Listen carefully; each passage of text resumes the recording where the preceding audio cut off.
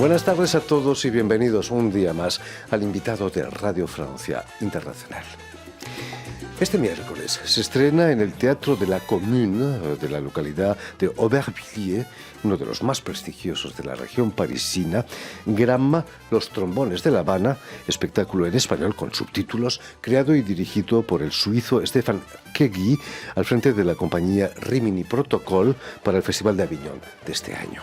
Y precisamente para hablarnos de este espectáculo y de sus trayectorias teatrales, tenemos con nosotros a la historiadora cubana Milagro Álvarez y al dramaturgo también cubano Ricardo Sarmiento. Buenas tardes a ambos y sobre todo muchísimas gracias por haber aceptado nuestra invitación. Permitidme que explique ante todo que Ricardo Sarmiento, dramaturgo, ha nacido en La Habana en 1994 y que además de dramaturgo es autor, realizador y que ha trabajado con el grupo independiente ahí en Cuba, Quinta Rueda. ¿A qué problemas se enfrenta un joven como tú ahí en La Habana postcastrista para hacer teatro? ¿Cambió el sistema o no todavía? Bueno, básicamente es una pregunta que siempre recibimos cuando estamos hablando de la obra y supongo que las maneras de hacer teatro han sido las mismas. Han sido las mismas porque es muy difícil encontrar fondos para poder crear una serie de cosas. También es muy difícil encontrar tiempo, encontrar espacio, encontrar personas que estén interesadas en trabajar sobre ciertos temas, porque como en muchos lugares de Europa también el teatro sigue siendo súper tradicional, sigue siendo un teatro a veces muy de texto, muy de actores, muy de interpretación, y aunque hay un movimiento súper pujante de jóvenes que quieren hacer otro tipo de teatro y que hacen otro tipo de teatro, esto no encuentra como, digamos, un espacio fuerte para ellos. A través de uno de estos espacios fue que conocimos a Stéphane Quegui en La Habana. Este espacio se llama Laboratorio Escénico de Experimentación Social y son una plataforma que ayuda mucho y promueve el trabajo de jóvenes que están interesados en otras dinámicas y en otras prácticas teatrales. ¿Qué es lo que te llevó al teatro, Ricardo? ¿Qué me lleva al teatro? No sé, supongo que al teatro un poco todos llegamos como por accidente, ¿no? Sí. Sobre todo Milagro. Luego hablaremos con ella. Sí, bueno, yo estudié dramaturgia y algunos cursos de artes visuales en la Universidad de La Habana, en Cuba, le llamamos ISA, y estando en la universidad comencé a probar otras cosas que tenían no solo que ver con la escritura dramática en sí, sino también con el performance, con la dirección, con otra manera de concebir y de relacionarse con la sensibilidad de las personas. Y supongo que de pronto me encontré haciendo teatro en un momento. Y creo que algo que me gusta mucho de teatro y que me gusta todavía hoy de teatro es la capacidad que tiene para hacer que la gente se una. Creo que por eso llegué al teatro. Quien llegó al teatro por casualidad fue Milagro Álvarez, que es historiadora, como nos decías. ¿Cómo llegas a entrar en la troupe de Stéphane Quegui? De casualidad, porque ellos estaban en La Habana, estaban haciendo un casting para una obra y yo estaba en medio de mi proceso de tesis y entonces es en ese tiempo donde por medio de un amigo que tiene una amiga, que es una de las compañeras de trabajo de Ricardo, que también trabaja en el laboratorio escénico, pues llegué al casting, es decir, hablé con ella me dijo la hora, el lugar, y nada, pues me presenté y fui seleccionada. Y ahí salió. Ricardo, vas a formar parte allí en La Habana del taller del Royal Court Theatre de Londres. Fue en el 2014. 14, 15 aproximadamente, sí. ¿Qué representó para ti esa experiencia? ¿Fue un poco salir de la isla, quizás? Bueno, el taller se llevó a cabo en Cuba. Sí, por supuesto. Y fue entrar en contacto con una manera de hacer teatro en el momento en el que estaba estudiando dramaturgia en la universidad, digamos, segundo año de una carrera de 5 años de dramaturgia. Y fue entrar en contacto con muchas cosas que estaban fuera de esa academia. Y al mismo tiempo darse cuenta de cómo funcionan otras academias. Fue muy útil en el sentido de encontrar maneras de trabajar con textos, personajes, etcétera, que quizás no teníamos a mano en ese momento de estudiantes de 19 años, pero al mismo tiempo fue súper útil para comenzar a entender cómo funciona un sistema teatral fuera de Cuba, creo que eso fue lo que más me llevé yo de un taller como este. Además, con la gran tradición del teatro británico, ¿no? 5 siglos de Sí, tradición. una gran tradición de teatro británico, pero que a mí me fascinaba inicialmente porque había grandes figuras dentro de ese teatro que ejercieron gran influencia en mí. Por ejemplo, Sarah Kane, John Osborne. Y yo me sentí muy atraído por formar parte de un taller donde había personas que de pronto iban que venían de esa tradición, que habían estado en contacto con esos actores. Por supuesto. Desde hace unos años eres artista en residencia con Stefan Kegi en el espacio de creación de la llamada Documenta Sur en Kassel, en Alemania, creo. ¿Cómo fue tu encuentro con Stefan? Bueno, Documenta Sur es una residencia de creación que lanza en Cuba la plataforma escénica, Laboratorio Escénico Experimental, LES.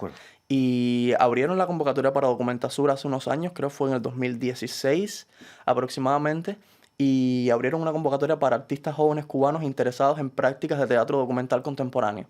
Y para ello invitaron a Stefan Kegi a que viniera a La Habana a hacer una serie de talleres y, digamos, experiencias con estos artistas. Y allí fue donde nos encontramos, así fue como comenzamos a dialogar sobre prácticas de teatro documental contemporáneo en Cuba a partir de los intereses que nosotros teníamos y a partir de las cosas que tenía para ofrecer, que son muchas. Expliquemos que Rimini Protocol, la compañía de Stefan Kegel, es una de las más importantes del mundo, ¿no? Sí, Rimini Protocol ahora mismo es una de las compañías, es uno de los considerados pioneros en el teatro documental contemporáneo desde inicios de los años 2000 en Alemania. Viven y trabajan mayormente en Berlín y se enfocan principalmente en un trabajo que cuestiona e indaga en situaciones políticas, sociales, económicas muy particulares en el mundo de hoy. Y lo que les decía ahorita, que tienen algo que a mí me gusta mucho y es que se definen a sí mismos como nosotros no hacemos teatro, nosotros hacemos preguntas. Y ese espíritu creo que atrae a muchos jóvenes alrededor de todo el mundo y los ha mantenido, como decimos nosotros, en la bola. Exactamente como yo en este programa, solo hago preguntas.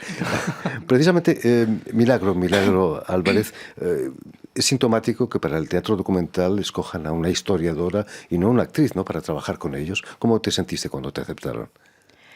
Bueno, primero que todo, ellos no sabían que yo era historiadora. Entonces, eso vino después. Cuando me seleccionaron, pues nada, como uno se siente cuando hace un casting o hace una prueba y sale bien. Realmente me sentí muy feliz, tenía muchas expectativas y además de eso, nada, al principio no tenía la más mínima idea de pues cómo sería de grande todo el proceso. ¿Cómo fue ese trabajo con Stefan Kegi? Inicialmente fue complejo, divertido, nuevo, porque él traía ideas, visiones que yo nunca, sí, no tenía contacto con ellas, no había visto, no tenía tampoco experiencia en lo que era teatro documental, no desde el punto de vista de actriz o performance, sino desde el punto de vista de espectadora, de público, no tenía experiencias con ese tipo de teatro.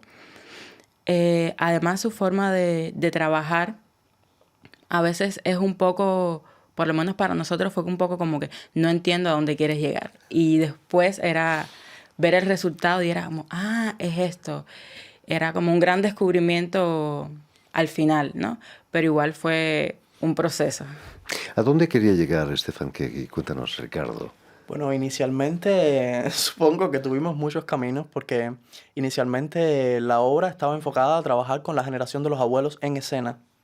La generación de los abuelos y los lugares que estas personas habían ocupado durante el proceso de, digamos, creación y nacimiento y formación de la Revolución Cubana. Y de pronto un día tuvimos una conversación y nos dimos cuenta de que, ¿por qué no preguntarle a los jóvenes? ¿Por qué no ir a esta generación que está menos en el centro de la atención ahora mismo en Cuba? Porque siempre que las personas hablan de Cuba, hablan de 1959, de figuras históricas, de lo que nosotros llamamos la generación histórica, y todo lo que sale de la generación histórica suele ser mulata, tabaco y ron, o un mundo completamente en blanco y negro. Y de pronto a mí mismo como joven también me interesaba mucho conocer qué pensaban personas de mi generación, que a veces es difícil de encontrar espacios de reunión y de diálogo profundo sobre temas como los que nosotros estábamos hablando ahí, las relaciones que teníamos con nuestros abuelos, las relaciones que teníamos con la historia, cómo conciliar diferentes visiones de la historia entre jóvenes. Y creo que inicialmente el proyecto mutó de pronto a trabajar con jóvenes en escena y la manera en que estos jóvenes se relacionaban con sus abuelos y abuelas y cómo a través de esta relación contaban la historia de la Revolución Cubana, porque sus abuelos y abuelos son personas de diferentes procedencias sociales. Y a partir de todo esto, a lo largo del proceso, se fueron creando como unas especies de ventanas que abrían la pieza a un análisis paralelo de la situación de los movimientos de izquierda en Europa en comparación y en situación con los sucesos que acontecían durante todo este tiempo en Cuba. Y más o menos creo que eso es una especie de dirección que llevó el proceso. Permíteme que pregunte a Milagro Álvarez, ¿qué relación tienes tú con la Revolución? Naciste 45 años después de la Revolución. ¿Qué significaba para ti la Revolución en tu infancia y en tu adolescencia? Mi abuela es una relación con el proceso revolucionario. La historia. Bueno, digamos que en sentido general eran como prácticamente todas las esferas de la vida social, ¿sabes? Entonces, el tema de la salud pública y gratuita, el tema de la educación gratuita, el tema de muchos logros o de muchas demandas que hoy tienen algunos países europeos o de América Latina y que para nosotros crecimos con eso. Es decir, para nosotros no era como algo nuevo, como fue para mi abuela, por ejemplo, porque mi abuela sí vivió un cambio. Para nosotros era, pues, la estabilidad era lo normal, era lo que debía ser. Entonces, digamos que nosotros, los que crecimos dentro del proceso, es como parte de la vida. La normalidad total. Exacto, exactamente. Ricardo Sarmiento, ¿también para ti había esa normalidad durante tus años de adolescencia? Sí, totalmente. En la casa donde yo nací, yo recuerdo que había un librero lleno de libros soviéticos de pronto y con el tiempo se fueron sumando otra serie de libros como 100 horas con Fidel, etc. Y sí, era muy normal vivir en un mundo donde la base de todo en la televisión, en los periódicos, en la calle, en el mundo de un niño sobre todo que vive en su infancia en los años 2000, era muy normal tener todas estas series de cosas como poco garantizadas. Y había momentos en que no habían una necesidad de cuestionarlas porque simplemente eran así. Habéis salido al extranjero, venís a Francia a actuar. ¿Cambia la manera de ver Cuba cuando uno está desde fuera de la isla? Sí, cambia mucho la manera de ver Cuba cuando uno está fuera de la isla y también cambia mucho la manera de ver el mundo. No es solo una relación de qué pensábamos de Cuba y qué pensamos ahora, sino qué pensábamos del mundo y qué pensamos ahora. Exacto. ¿Qué ha cambiado de todo eso? Creo que ella debería responder esta pregunta porque además la responde en la obra. Milagro Álvarez, cuéntanos, ¿qué respondes en la obra ante eso? Sí cambian las cosas. Primero porque a veces tendemos a idealizar Europa, ¿no? Y entonces, de momento salir y durante el proceso de la obra, precisamente necesitamos de determinadas investigaciones, de hablar con la gente, de conocer de determinadas situaciones acá y nos damos cuenta de que hay muchas cosas que en Cuba tenemos resueltas o durante mucho tiempo tuvimos resueltas y que para nosotros era la normalidad y que acá, digamos, es un estado de excepción, como puede ser ser propietario de una vivienda. Por ejemplo, en Alemania, donde hay tantos problemas de vivienda o donde los alquileres son tan caros, donde hay tantas dificultades con respecto a ese tema. Y nosotros tenemos, por ejemplo, los usufructos gratuitos donde no somos propietarios, pero no tenemos que pagar alquiler, por ejemplo. Y darnos cuenta de que mucha gente, por ejemplo, para aquí en Europa eso sería algo como muy bueno. Maravilloso. Exacto. Sobre todo aquí en París, visto los precios de los alquileres. Hablando de grandes ciudades, estuviste este verano en Aviñón. Ricardo, ¿cómo fue el proceso de construcción de la obra allí en Aviñón? El proceso de construcción de la obra en Aviñón fue muy intenso porque la obra fue visualmente modificada muchísimo en función del Cloître des Carmes. Sí. Sí, fue muy modificado. Claustro de los Cármenes, que traducimos.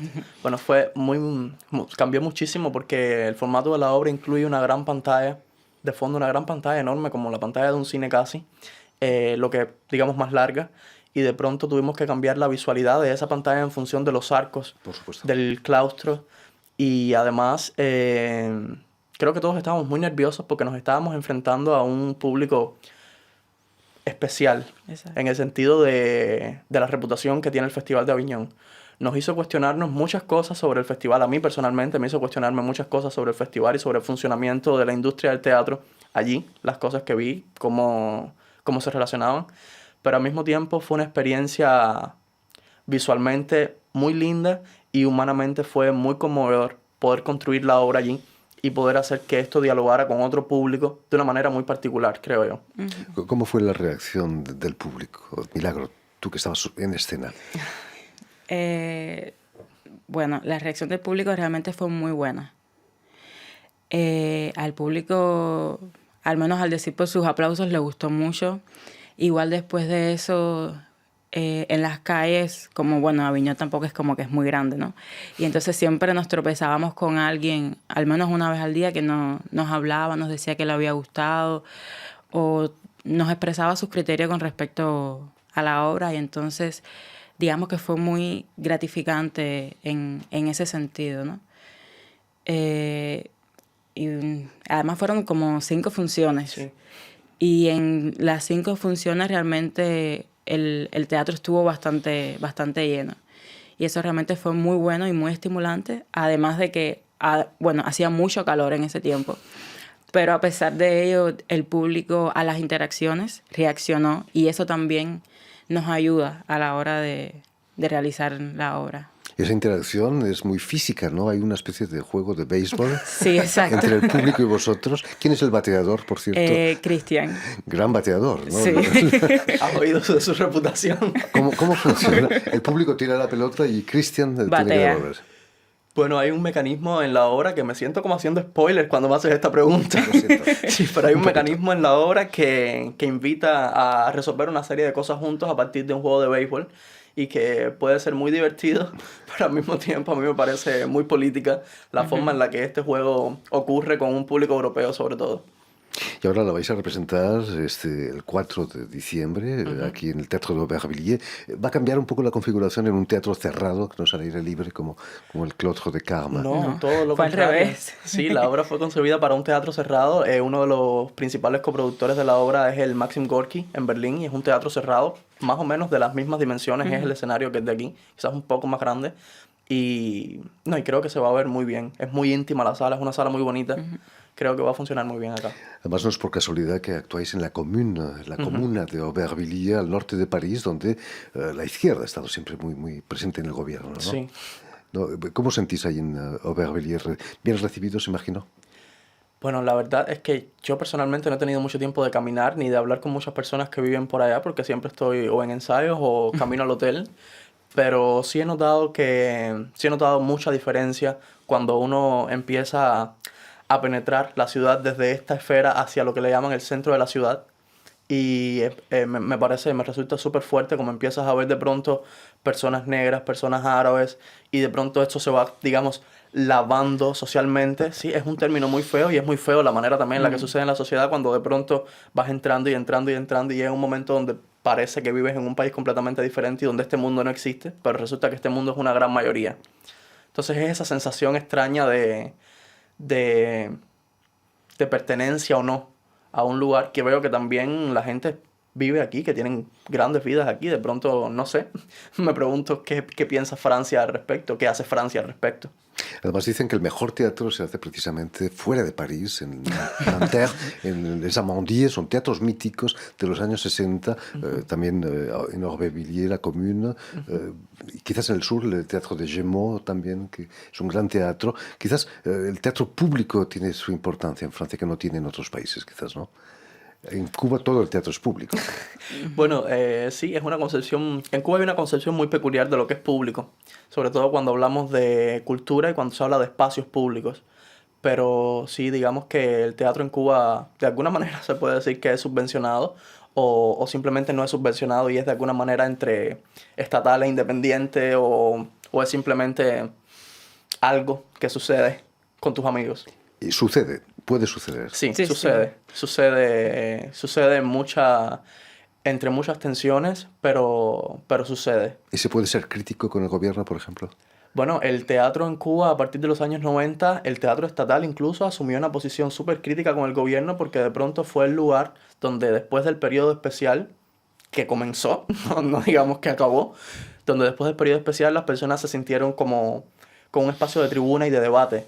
Y el tema de ser crítico es, diría yo, bastante sensible porque siempre hay una idea de qué se puede criticar y qué no. Y de qué estaría bien visto y qué no. Y de cuáles podrían ser las consecuencias. O sea, cuando se hace teatro y se calculan todas estas series de influencias, supongo que algo se puede hacer. Y algo se hace porque hay mucha gente que está haciendo teatro en Cuba y hay mucha gente que hace cosas súper interesantes. Sí, pero igual, sí. Y además Cuba sí tiene una tradición importante de teatro público. Ujú. Es decir, después que triunfa la revolución surgen muchos movimientos culturales, entre ellos muchos movimientos teatrales importantes que cambiaron la concepción que se tenía del teatro como un teatro de élite.